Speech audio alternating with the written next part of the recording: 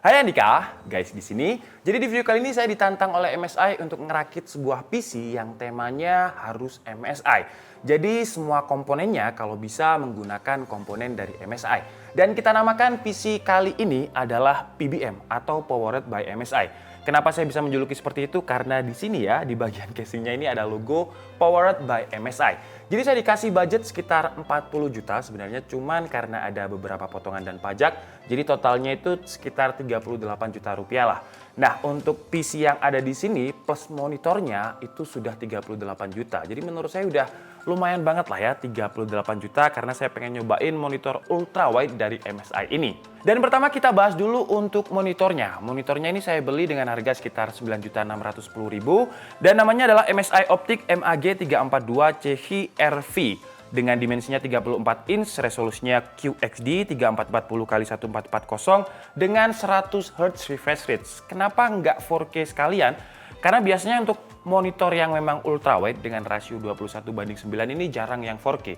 Jadi biasanya memang pakai yang istilahnya hampir 4K dengan 3440x1440 atau biasanya kita sebut dengan QXD. Kenapa saya memilih monitor MAG 34 inch curve ini? Karena saya pengen merasakan sensasi bermain game di layar yang ultrawide dengan rasio 21:9. Dan untuk keperluan multitasking seperti yang kalian lihat di sini banyak banget window yang open seperti ini dan masih terlihat dengan jelas. Dan karena monitor ini sudah support AMD Adaptive FreeSync, jadi untuk komponennya juga harus saya sesuaikan dengan fitur Adaptive AMD FreeSync-nya. Jadi untuk komponennya kita akan menggunakan komponen dari AMD, jadi biar terintegrasi dengan baik gitulah ya. Dan untuk prosesornya saya menggunakan AMD Ryzen 7 5800X, sebuah prosesor 8 core 16 thread yang base clock-nya ada di 3,7 GHz, boost clock-nya ada di 4,7 GHz dan L3 cache-nya gede banget, 32 MB. Kenapa kok nggak langsung ke Ryzen 9 5900X bang? Nah pengennya juga seperti itu karena saya pengen tahu performanya juga. Cuman saya udah cari kemana-mana untuk Ryzen 5000 series itu goib. Dan ini aja dipaksa sellernya, bukan dipaksa sih ya, jadi kayak dirayu. Mau nggak ini stok terakhir? Kalau nggak mau ya udahlah ya, namanya orang terpancing. Jadi ya udahlah, saya beli Ryzen 7 5800X dengan harga saya dapat itu 799 atau anggap aja 8 juta. Kemudian lanjut ke graphic card-nya. Untuk graphic card-nya saya menggunakan Radeon RX 5700 XT, MSI Gaming X GDDR6 8GB. Kalau kalian tanya kenapa kok nggak langsung ke RTX 3070, alasannya yaitu tadi karena saya mau memanfaatkan fitur Adaptive AMD FreeSync yang ada di monitor karena monitornya belum support G-Sync. Dan alasan kedua karena barangnya RTX 3070 itu goib dan juga harganya lebih dari budget. Jadi saya menggunakan RX 5700 XT ini dengan harga yang saya dapat itu 7.150.000. Untuk semua komponennya nanti akan saya taruh di link deskripsi dan juga totalannya. Jadi kalian kalau misalkan kalian kira-kira pengen ngerakit PC dengan budget yang segitu, setidaknya kalian bisa dapat referensi lah. Sekarang lanjut ke komponen selanjutnya. Kita bahas dulu untuk motherboard dan karena CPU-nya saya pakai Ryzen 7 5800X, soketnya AM4, jadi motherboardnya ya pakai AMD dan saya menggunakan MSI MAG B550 Tomahawk. Dengan harga yang saya dapat itu 3.249.000. Dan menurut saya untuk sebuah motherboard B550 cukup murah karena motherboard dari MAG Tomahawk MSI ini memiliki fitur yang banyak banget. Pertama ada fitur yang dinamakan dengan MSI Premium Thermal Solution. Jadi ada dua slot M.2, yang keduanya sudah memiliki thermal solution biar tidak throttling dan performa serta speednya tidak akan menurun. Kemudian fitur yang kedua dinamakan MSI dengan High Speed Transmission. Jadi di bagian portnya ini ada USB-C AMD Turbo 3.2, kemudian juga ada input 2,5 GB LAN, kemudian ada DDR4 boost dan juga ada Lightspeed generasi keempat. Kemudian ada fitur yang ketiga yang dinamakan MSI dengan Exclusive Feature. Mungkin ini adalah fitur yang tidak dimiliki oleh motherboard lain. Pertama, PCB-nya memiliki 6 layer dengan kandungan Cooper agar umur mubuhnya bisa lebih panjang dan stabilitasnya bisa terjaga. PCIe-nya menggunakan besi agar VGA-nya tidak mudah bending dan juga meminimalisir EMI atau korslet. Dan untuk UI BIOS-nya juga user friendly banget. Dan yang paling saya suka adalah gampang banget untuk di overclock dari CPU dan juga memori RAM dengan memanfaatkan profil XAMP-nya. Kemudian lanjut ke komponen selanjutnya yaitu memori RAM. Sayangnya untuk MSI ini belum mengeluarkan memori RAM sendiri. Cuman saya dengar bakalan ke depan itu ngeluarin memori RAM dan juga SSD sendiri. Jadi menarik untuk ditunggu karena kalau misalkan komponen MSI sendiri kita bisa atur atau sinkronkan dengan Mystic Lite yang ada di Dragon Center.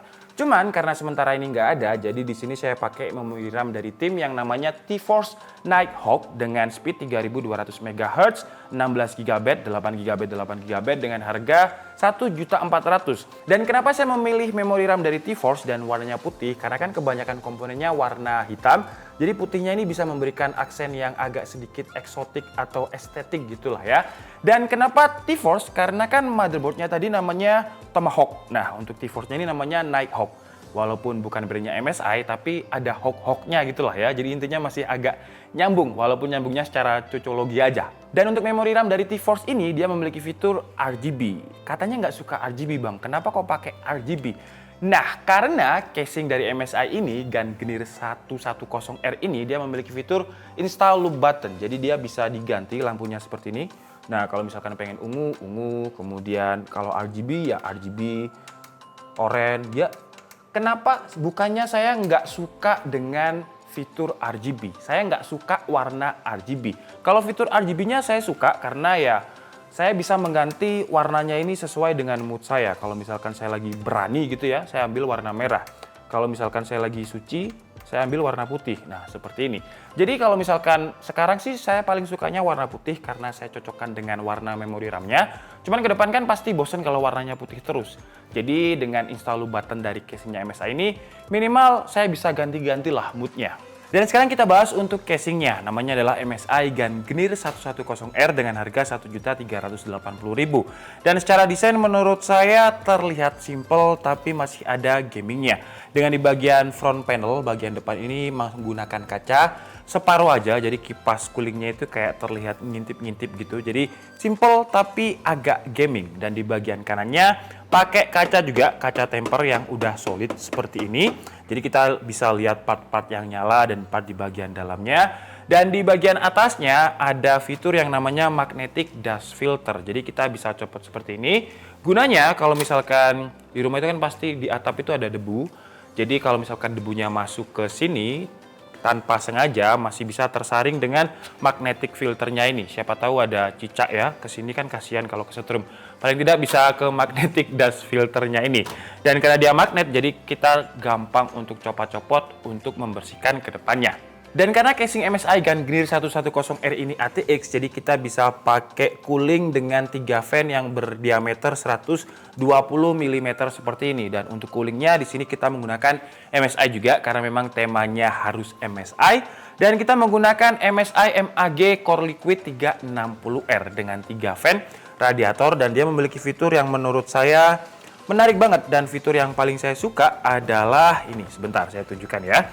Jadi kalau dari dulu logo MSI itu selalu menghadap ke kanan agak atas, sekarang kita bisa puter. Nah, jadi kita bisa puter ke kanan, ke kiri. Siapa tahu kalian bosan ya dengan logonya MSI yang arah kepalanya itu selalu di situ, kan bisa puter seperti ini. Nah, menurut saya ini fitur yang cukup menarik. Kemudian fitur menarik selanjutnya dari cooling ini, untuk pumpnya dia tidak ada di bagian ujung CPU blockingnya.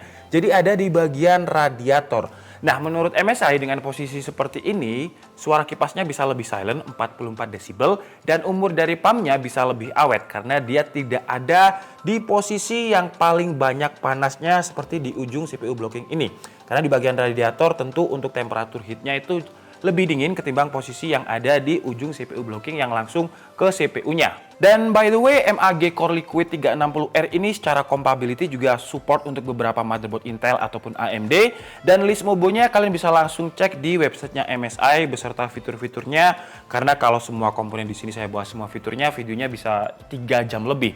Saya bahas untuk highlight yang menurut saya menarik aja. Sekarang kita bahas ke komponen selanjutnya, yaitu PSU. Dan jujur ini pertama kalinya saya tahu kalau MSI mengeluarkan PSU. Nama PSU-nya adalah MAG A650GF modular 650 watt.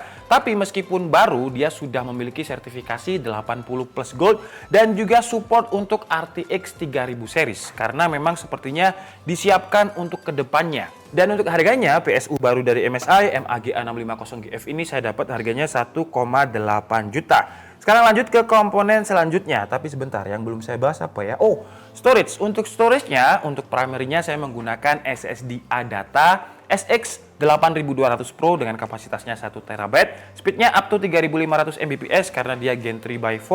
Dia juga memiliki heatsink dedicatednya sendiri untuk menekan panas biar performanya tidak menurun. Ditambah lagi dengan Mobonya juga ada heatsink dedicated sendiri, jadi secara stabilitas SSD-nya bisa lebih awet dan performanya enggak turun. Nah, dengan totalnya tadi sebenarnya untuk semuanya udah selesai ya, SSD primary cukup. Totalnya itu menjadi 36.749.000. Jadi sisanya 1.251.000. Dan seharusnya dengan sisa ini saya bisa belikan untuk peripheral. Jadi ada keyboardnya MSI, mouse MSI, headset MSI. Menurut saya masih cukup karena saya bisa memilih untuk seri headsetnya itu GH10, harganya 434.000. Kemudian mouse-nya saya bisa pilih MSI GM08, itu harganya 245.000. Dan untuk keyboardnya saya bisa pilih MSI Vigor GK30 dengan harga 575.000.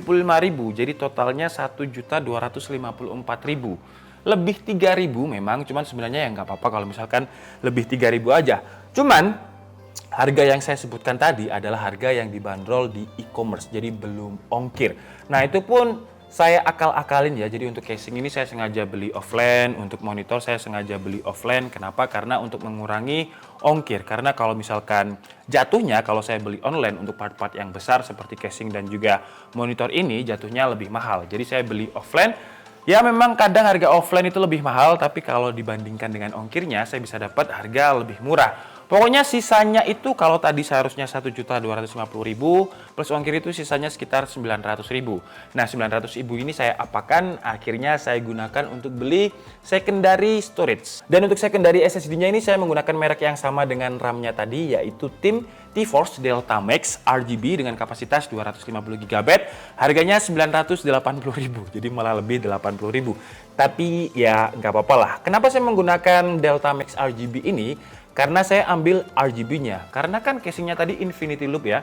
Jadi kalau misalkan saya bosan dengan warna putih, ini warna Tosca, kemudian saya ganti lagi hijau, kemudian saya ganti lagi kuning, Golkar, PDI, RGB, ya gitu-gitulah. Dan sekarang langsung aja kita coba bagaimana performa PC 38 juta dengan temanya PBM atau Powered by MSI kali ini. Pertama seperti biasa kita loop sebanyak 10 kali di Cinebench R15 dengan modenya itu Extreme Performance di Dragon Center-nya. Dan hasilnya Ryzen 7 5800X di rakitan kita ini mendapatkan skor yang stabil di angka 2500 CB.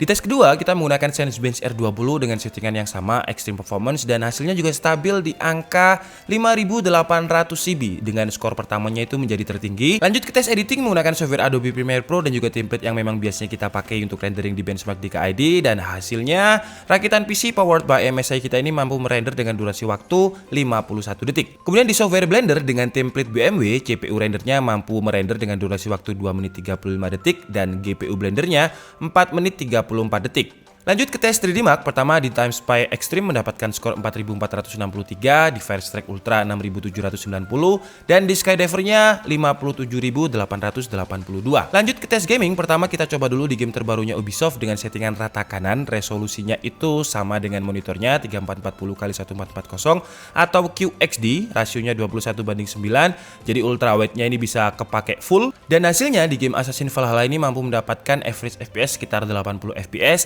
Dan kalau main game pakai monitor ultrawide ini ternyata emang enak banget karena nggak butuh noleh, tinggal lirik-lirik aja udah kayak lega gitu. Kemudian di game Assassin's Valhalla ini kita main sekitar setengah jam, untuk CPU temperaturnya itu di sekitar 70 derajat Celcius, tapi dia kadang spike itu di 80 derajat Celcius. Untuk GPU-nya usage-nya 100%, kemudian temperaturnya 70 derajat Celcius stabilnya, jadi cukup dingin. Untuk CPU usage-nya malah rendah banget, hanya sekitar 30-35%. Lanjut ke game selanjutnya, kita coba di game PUBG Steam dengan settingan yang sama, resolusinya UWQ XD rata kanan, dan hasilnya di game PUBG ini mendapatkan average FPS yang sama juga seperti Assassin's Valhalla tadi, jadi sekitar 70-80 FPS. Lanjut ke game COD Warzone, settingannya sama lah, rata kanan, dan resolusinya pun juga UWQ XD, aspek rasio 21:9 karena saya ngejar untuk ultra wide-nya ini, dan hasilnya ya sama juga sekitar 80 sampai 90 fps. Dan pakai monitor ini kalau misalkan main game COD Warzone kita bisa aktifkan Night Vision.